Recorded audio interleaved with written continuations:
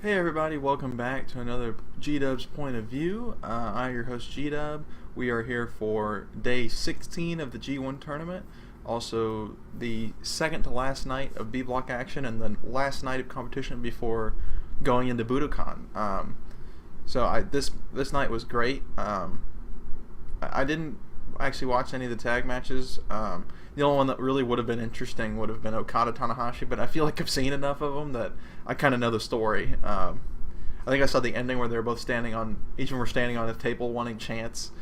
So that's just kind of the story of their rivalry anyway. So the match itself wasn't too terribly important, but yeah, overall for the tournament, I thought it was a really good night of action. Every match played their part. Was I think placed properly on the card, especially when you get towards the middle end of the card. I think it was placed perfectly. So yeah, we'll just get right into it. The first match was Juice against Ishii. Another great match. They have a really fast start where they're both just trying to lariat the shit out of each other, and neither of them are going down or shoulder block, and they're trying to shoulder block the shit out of each other and hitting the ropes and going for it, and neither of them are going down. Juice actually gets the first knockdown. These guys match up really well, especially with because Ishii's got the smash mouth style, and Juice can do that. He's got some hard hands and some hard shoulders whenever he really throws his weight into it. And so he actually, for a hard hitting standpoint, he matched up well with Ishii. But yeah, this is just a super hard hitting match. They're just going at it. Juice is throwing those big, offhand chops because he's actually left-handed, and that's the hand the cast is on. So he's throwing these offhand chops, and they're brutal. They're just wearing down Ishii, and of course Ishii's got nasty chops as well, and hitting the ones in the throat every now and then, just cutting off the windpipe. But it's a 12.5 minute match, and I think it's a pretty solid pacing actually. They have some big sequences that they're going for, and they really space them out well. And then the filler time between those spots is pretty good. But yeah, this is basically 12 minutes of them from the get-go. This is 12 minutes of them just clubbing each other. So it's a really entertaining match, and definitely one of the best matches on the card from a pure wrestling standpoint. Of course, the finish comes down, and Ishii ends up hitting the vertical brainbuster for the win. Of course, after this match, especially because this match was really well done, and I'm recording this Thursday morning, so actually the Wrestling Observer came out with the ratings for this night, and I think it actually might have been the highest rated match on the night, or at least one of them. I think deservedly so. But yeah, it was another. Just Ishii's the MVP of the tournament for sure. It's no question at this point. The guy, and of course, the Observer came out, and Ishii and Omega had a 5.5 star match. I mean, it was Ishii's had 2 of those because I'm pretty sure that's what he got with the same score he got with Goto. Man, it was brutal. It was just, so this match on top. I mean, he's just the MVP, and now he has a win over every champion in his block. I mean, he has a win over the heavyweight champion, he has a win over the never openweight champion, and he has a win over the U.S. champion. So he's got a busy schedule ahead. Of course, he will probably end up main eventing King of Pro Wrestling with Kenny Omega, but I could see on a Destruction show, or maybe even a Power Struggle or something like that, where especially a Power Struggle where he could, if Juice still has the title, he could, be the secondary, the semifinal match with Juice for the U.S. title, and then they could do an open weight title match at any time, really. But yeah, this match was great, really well done, definitely a highlight of the night. Second match was Hiroki Goto versus Zack Sabre Jr. Another great match. This is just under 11 minutes. It was actually a really surprising opening with Zack and Goto immediately going after Strikewise, and Zack kind of leading the strike battle. Because that's not his thing. Of course, he wants to, usually in all of his matches, he goes for looking for holds early, and this time he said, I'm just going to European uppercut right out the gate, and was hitting, he knows how to hit him really well, too, because you can see it. It looks like he's clubbing, Goto right underneath his chin, but he's really hitting him right in the chest. But he didn't let off the gas, and then of course Goto hits his forearms and just drops Zack basically. And so I think he realizes, okay, well, I'm not gonna deal with that. So Goto has the upper hand early, get him on the outside. Zack ends up reversing a move, or he gets thrown into a couple barricades and then reverses a move into a submission on the outside and does his leg arm twist on Goto. And so the rest of the match is focusing on that right arm. And one of the points of this match, because it's just under 11 minutes, is from the early part where Goto has the advantage for like the first minute, and then, or for like 45 seconds to a minute, all the way until towards the end for like another minute. Goto doesn't have much offense. It's considering he's a champion. I mean, this is a champion going against a challenger essentially. He didn't really get a lot of offense, and it was Zack pretty much dominated. It was a really interesting story to tell. Of course, the transitions from these guys are insanely smooth, especially for Zack. It's just insane going from armbar submissions to leg submissions, and it's just nuts. And Goto actually works well off of them, as well as feeding into the transitions, because it just makes Zack look even better. So props to Goto for doing that. But yeah, it comes down to the end, and they had a really good finish with Zack actually hitting the flip over, or he gets hit with and it really comes out of nowhere. All of a sudden, Goto hits a reverse GTR, and it's like, okay, and then goes for a regular GTR, and Zack counters into the roll flip through, and then the guy has to flip his legs up, and Zack traps and bridges at the end for the European clutch, and actually gets the pin on it, which is nice because I think it's a really strong pin for him, and he's gotten wins before with it, so it keeps that move strong. But yeah, now Zack has another win over another champion, and now he has a U.S. title match and an openweight title match, and after both matches he's held up the title and thrown it back to the champion and saying like, keep it warm for me, and so he's gonna want those 2 title matches, which I think he should at least win one of them. I would prefer him to win the U.S. title and have Ishii win the openweight title, but these guys are being kept so strong that, because now you're going into the final day of Goto versus Juice, and neither of them, Juice has 4 points and Goto has 6, and so the max one of them is going to get is 8, which is still under 500, and these are 2 of the 3 champions in the block are being kept at under 500. That just shows you how much faith the company sees in keeping Ishii strong and having Zack be a huge presence, because Zack, of course, is double digits again. He won the New Japan Cup, was double digits last G1. I mean, they see a lot in him. So I see him holding at least one of those 2 titles by the end of the fall, and I think he definitely is going to be a champion going into Wrestle Kingdom, because last year he hadn't really proved his worth yet going into Wrestle Kingdom, and so he ended up in the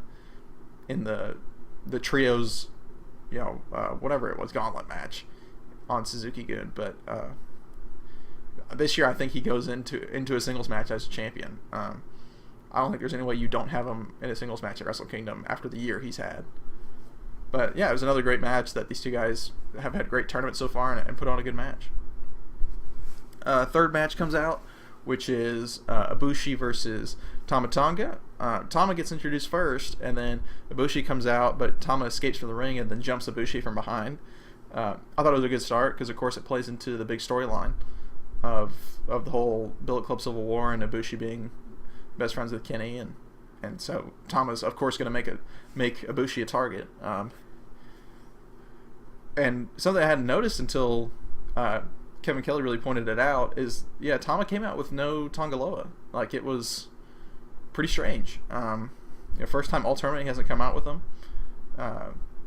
It was actually kind of nice for the first little bit, because of course he did his normal shenanigan stuff of jumping Ibushi from behind, but you didn't have all the outside interference stuff. Of course, Tama drags Ibushi outside probably about the 8 or 9 minute mark. It's a 14-minute match.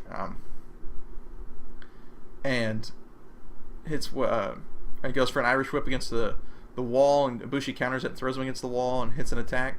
And then my favorite moment, which is Ibushi just looks up at the balcony and just looks at the crowd and he's like, okay, 1 second, and he opens the door and starts going to sprint up, and you can see the stairs, he's gonna go sprint up the stairs, and there's this little girl that's I guess trying to, basically, I don't know if she's with anyone, but there's a little girl that's trying to obviously had some food or something and was going to come back in the arena. And you just see the door open and him fly past her, and this girl's like, wait, what? Like, you can tell she was probably just like, is that Ibushi? Like, and then of course, everybody's just kind of waiting, and 15 seconds later, there's Ibushi on the second floor, and comes down, perfectly balances on the rail, uses this guy's head for stability, high fives him, bends over, high fives him, and then moonsaults perfectly into Tama and like 3 young lions. And of course, it's picture perfect and nails it beautifully to where there's like no damage to him. It's insane. The guy's just completely nuts. And now he's going to Budokan, where he got banned until this year, against a match with Kenny. It's gonna be insane. Of course, after that, Ibushi drags Tama back to the ring, goes up to the top, and here comes Tongaloa, of course, running down to interfere, and Tama ends up hitting a superplex because of the distraction. And the match had really good pacing, though. It was actually pretty, heavily story driven at the beginning, because Tama jumped Ibushi, and so he had the advantage. And then once Ibushi gets the moonsault, and then all the shenanigans start coming in. And so the pacing of the match was actually really good. Of course, they fight for another 3 or 4 minutes, and Loa's trying to interfere, and of course there's a ref bump spot, and here comes all of the interference with Loa getting in, and Fale, and then here comes Kenny. Kenny comes running down for the save, and hits Fale with the V-trigger. Loa hits him with I guess it's just a clothesline. Bushi hits him with a high kick, and then Tama goes for some offense. There's more distractions. Tama ends up, I believe, hitting a low blow and hitting a gun stun and gets the win. So, of course, Ibushi stays at 10 points, and Tama's win, it gets him to 6, but at that point it doesn't really matter. But Ibushi stays at 10, and the main part was, Kenny was still out there, and he wants to break up the pin, and Loa's holding him back. As soon as the 3 count comes in, Loa then throws him against the barricade, throws him into the ring, and then Fale and him beat up Kenny, and then Loa hits a big power bomb, which is like kind of one of his new finishers, onto Kenny. So Kenny's just laying there. Oh, and at one point, and Hangman and Owens come out after that to run off Fale, Loa, and Tama from attacking him anymore. And so Kenny's laying there on the mat, and of course this match is next. And Owens and Hangman are trying to check on him, and Red Shoes checking on him, and eventually Red Shoes calls for bring Yano out. They're the match, and so of course Hangman and Owens are like, what the fuck, dude? Like, he's not good. And so eventually Yano comes down, and he's not really paying attention. He gets down to the ring, and he's like, and Kenny's just laid out, and he's like, oh no, oh yes. So he gets to the ring and puts everything down. He doesn't even do the water spit. He's taking everything off. He's like, let's go, check me, let's go. And so starts right into, Kenny's still laid out, starts right into the semifinal, which is Yano versus Kenny. Bell rings, Yano goes for the pin, gets a real quick 2 count, and almost gets the 3, and Kenny, like out of instinct, kicks out because he hasn't moved in like 2 minutes. So the match was just a fun start. Of course, Yano goes and undoes 3 of the turnbuckles, goes for the 4th, distracts, and Chase Owens is like blocking him from unbuckling the 4th, and then goes and tells Red Shoes to like talk to him, and then goes back and undoes the 4th. And so he Irish whips Kenny into one of the undone turnbuckles, and carries Kenny selling it like death. And then he gets thrown into the other one by his corner, and Owens jumps up on the top and leans over, and Kenny hits him, or his back just hits him, so he's perfectly fine. And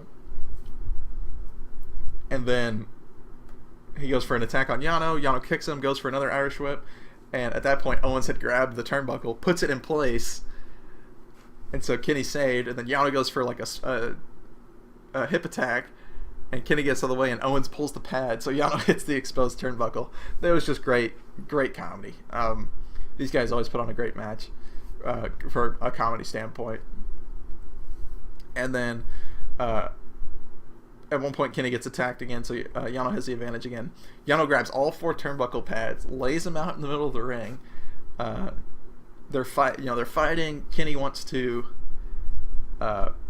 hit Yano with a suplex into the exposed turnbuckle, and then Yano counters into a suplex on the pads, and everyone's like, "Oh no!" And Kenny lands, and he just sits up like, like it didn't hurt at all, and he's just like, "Okay."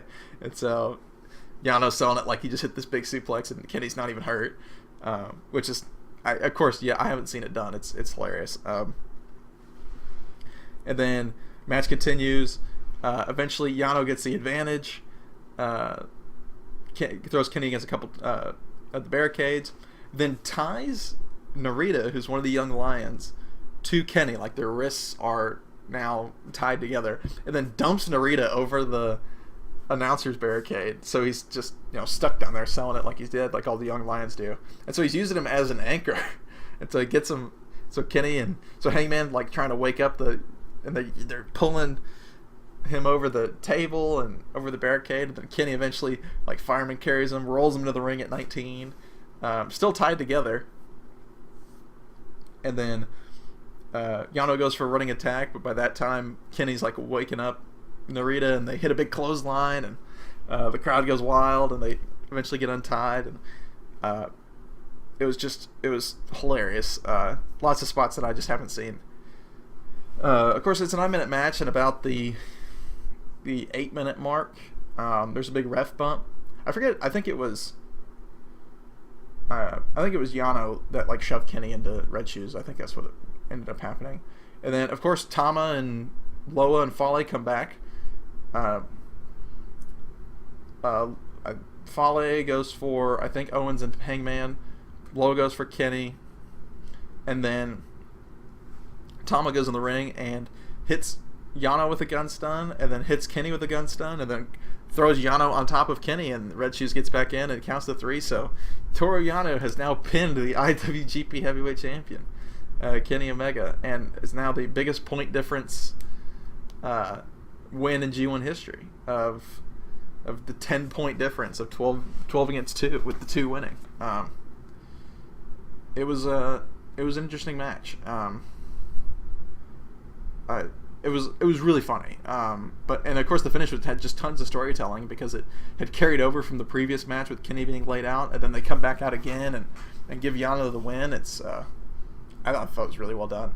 Of course, technically it's not a great match, but it's hilarious, and I don't think it's as good as their match last year, comedy wise, but it had more storytelling, so they had a reason to not be as good as last year.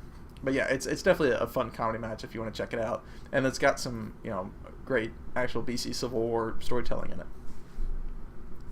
And then we get to the main event of the evening, which is Sonata versus Tetsuya Naito, the battle of the LIJ boys. Thought it was a great match. Of course, the start of it, which is Sonata gets thrown to the outside. Naito goes for the Tranquilo roll, but as soon as he hits the second rope, Sonata gives him the faceplant, pulls him out, and then kind of does his own version where he flips over the top and then does like a buckshot flip into the ring like Hangman does. So I thought the showboat start was fantastic. It really just shows that Sonata came here to play. He wants to win. But I noticed throughout the match that these guys have really great chemistry, which isn't always the case with staple members. I mean, not everybody in Chaos has great matches together.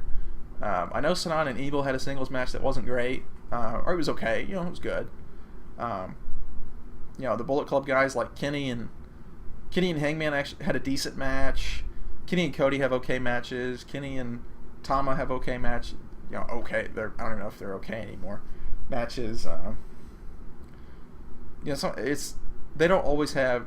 I mean, the only one would be like the Young Bucks and Kenny and Ibushi from this year, having a great like Bullet Club match against each other. But other than that, not all the stable members always have great matches against each other. So these guys have really great chemistry together for being tag partners and for being in the same stable.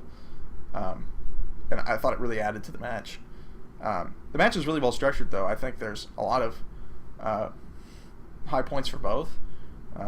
It's a almost 20-minute match. Well done. Between the going for the Destino attempts and going for the different locks of Skull End. Of course, at one point, Sonata locks in the Skull End for like 2 minutes. and Naito gets out. Sonata also hit his own version of Destino, and now I understand why Naito likes working with Ibushi, because Sonata hit that Destino, and Naito took it right on his neck. I mean, he took it exactly how Ibushi takes it, and how Kenny takes it. I mean, so now I understand why they probably like working together, because Naito was like, that's how I want people to take that move, because that's exactly how he took it. And then, of course, the finish was great. Naito goes for a Destino. It gets countered, and Sonata has a headlock, which he tries to flip over into a skull end, gets countered into the full wind-up Destino after already kicking out of a half one earlier for the win. So Naito gets the win. Of course, he's still in the tournament. Now he's at 12 points. But they had a great match. I thought it was a great finish and a great match. Definitely worth seeking out, especially if you're an LIJ fan. It was definitely worth it. Of course, at the end, Evil and Bushi comes out, and Evil's carrying Hiromu's jacket. And Naito calls for the fist bump, and Sonata's just on. He actually has his talk, and Sonata's just laid out on the mat, just exhausted. And of course he goes for the fist bump, and Sonata is actually the first one to fist bump him. And then Evil comes in, and Bushi comes in, and then Naito asks for the jacket, Hiromu's jacket, and then fist bumps the jacket, which I thought was very heartwarming and awesome to see. Of course, there ended up being a tweet afterwards of like the four of them fist bumping, and then Hiromu took a picture of him fist bumping, which was so cute. Those guys are awesome, and to see Hiromu still being supported like that is great to see. But yeah, I thought it was another great night of action. The main event could have been better, but I thought overall the card was pretty even, and I thought it was an enjoyable main event. Now, I do have the scenarios pulled up. Of course, now we are made it to the block finals, and I have the scenarios pulled up of how everyone can win. Because of course, there's still 6 people left that could potentially win the G1. From the A block, it's Tanahashi, Jay White, and Okada, and from the B block, it's Ibushi, Naito, and Omega. So if you are trying to catch the next few days of shows, for the next 2 days, there's only 4 matches that matter. If you want to actually see who makes it to the finals, and it's going to be the semifinal and main event of both nights. So on tomorrow night, or overnight tonight, because this is being posted on Thursday, is the A block finals with Jay White against Evil in the semifinal, and Okada versus Tanahashi. So the main event and who comes out of the main event rides on if Jay beats Evil or not. Because if Jay beats Evil, if Tanahashi all Tanahashi has to do, Tanahashi actually has a better road to the finals than anybody, especially now that Kenny has 2 losses. So if Jay beats Evil, then Tanahashi just has to draw or win, and he makes it to the finals. But if Okada wins, then they're all locked in at they would all be locked in at a 14-point tie at that point. And Jay has the 2 tiebreakers, so he would make it to the finals. Of course, if Evil beats Jay, Jay stays at 12. And Tanahashi still just has to draw or win to make it to the finals. So all Tanahashi has to do, no matter what, is draw or win, and he's in, because he's advanced at points. But if Evil wins against Jay, then if Okada wins, they both tie at 14, and Okada has the tiebreaker, so he goes to the finals. That's the scenario I see playing out, with Evil beating Jay, and then Okada finally vanquishing his rival and making it to the final. But of course, there's multiple ways to do it. But Tanahashi does, out of all 6, has the easiest road to the finals. Now for the B block, it's a little different. Of course, this will be Saturday morning here in America, but wherever you are, it'll be Saturday morning, the Saturday show. Or I guess it'll be the Saturday show. The semifinal match will be Tetsuya Naito versus Zack Sabre Jr., which in its own right is going to be a great match. But of course, it all rides on who wins that match, because if Naito wins, there is, So there's two scenarios. There's 6 possible scenarios. There's 2 of them where Naito wins the block. There's 3 where Kenny wins the block, and there's 1 where Ibushi does. So if Naito wins, and so he'll be at 14 points. Yeah, because he's at 12. I'm having my math right. Yeah, he'll be at 14. If Kenny wins, and Kenny has to win at that point. So if Kenny wins against Ibushi, he'll be at 14 and has the tiebreaker over Naito to go to the finals. If Naito wins, he's at 14. Then with Kenny being at 12 and Ibushi being at 10, if Kenny and Ibushi draw, or if Ibushi wins, they're out. Naito makes it to the finals. So Naito has to win, though. If Naito doesn't win, then it doesn't matter. With that said, if Zack wins their match, Naito's eliminated. So then it comes down to, if Kenny wins or draws, he'll have the 1-point advantage.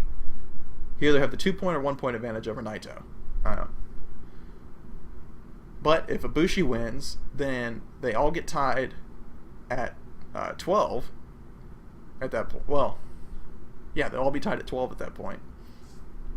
And Ibushi will have the tiebreakers over Naito and Kenny to advance to the finals. I personally see that as the situation, because I think Ibushi, I personally have predicted an Okada-Ibushi final, with Okada winning, but any of the results are very likely. But yes, there are 10 matches the next 2 days that kind of matter, and really there's only 4 of them that matter, with being the semifinal and main event. But I'm so excited to see who actually makes it to the finals, and I know the final night I'm going to be up watching. That'll be the only show I watch live of the entire G1 will be the final night. But yeah, that'll be it for this video. Thank you guys if you've made it to this point. I appreciate all the support on everything and all the views and likes and comments. We're getting close to the end, and it's so exciting, and these matches are going to be insane, especially Okada Tanahashi, Naito, Zack, Kenny Ibushi, and then whatever the final is, and Rey Mysterio coming back. It's all going to be insane. It's going to be a great weekend of New Japan Wrestling. But again, thank you guys so much, and I will see you hopefully Friday for my review of the A Block Finals.